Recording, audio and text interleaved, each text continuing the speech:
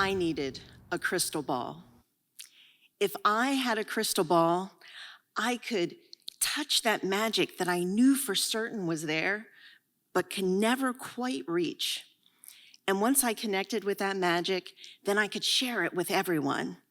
We would gaze into the crystal ball, and we could check in on Santa Claus and the Easter Bunny or peer into the fairy realm. So, 3 years running, I asked Santa for a crystal ball. And every birthday, I asked my parents.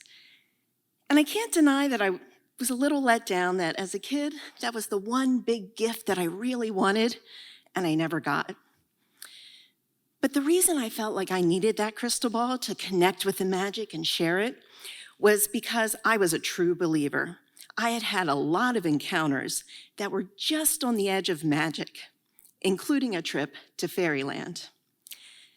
Now that came about because I thought that the Tooth Fairy probably had a pretty bad business model and that she needed a little extra cash. So I put some money under my pillow, a penny under my pillow. And I woke up to a letter from Felicia Fairy, and she had transported my brother and me to fairyland.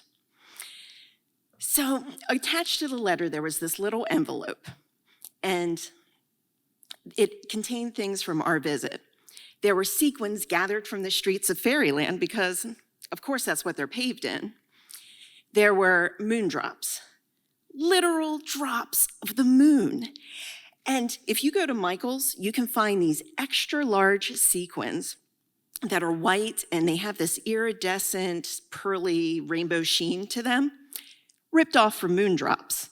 And I was a little concerned that somebody had infiltrated fairyland.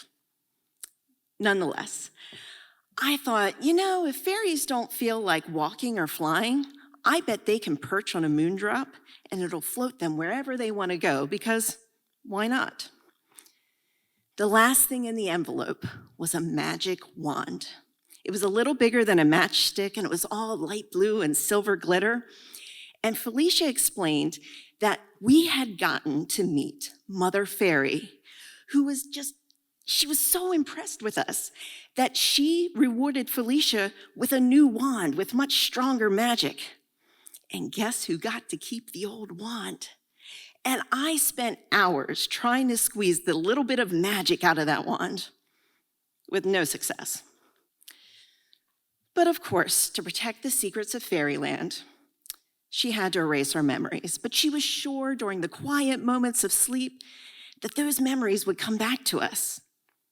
She then went on to describe the way our eyes sparkled and the smiles that never left our faces, and even the sounds we made in joy and wonder. And I could not remember my trip to fairyland, but my chest was near bursting with the joy and wonder left over from that visit.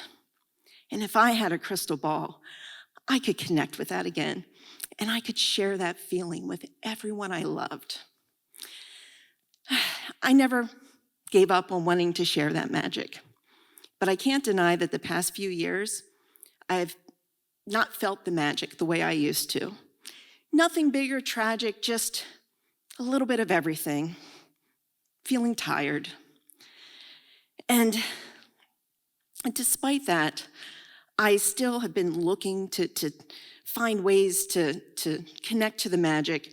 And then a pandemic comes, and I haven't been working. So that gave me a lot of time to connect with the little everyday magic, but also a lot of time to think about the big questions that loom, like, what's the next chapter for me?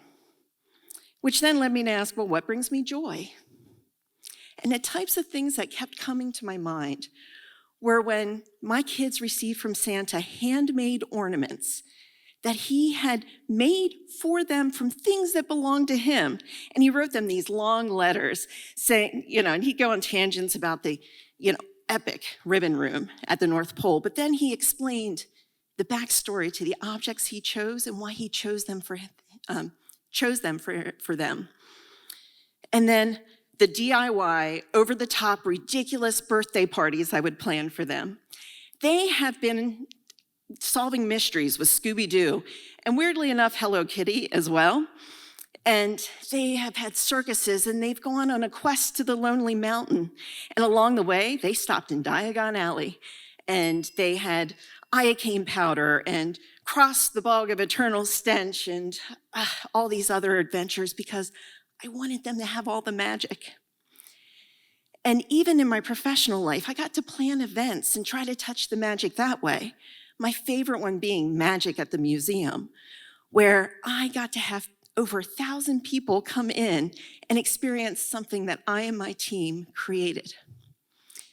And I thought about what Felicia described my face looking like, which had to have mirrored the look that was actually on my face when I was reading her words. And the looks on my kids' faces, and the looks on their friends at the birthday parties, and the people who came to my events. And that brings me joy. And sometime in my 30s, my parents finally did get me a crystal ball, but by that point, it did not matter because they gave me the best gift ever, the exact gift that I actually wanted, because I have touched magic and I have been able to share it with so many people. And I don't know what my next chapter is going to hold, but I can't help but believe that there's still magic waiting for me.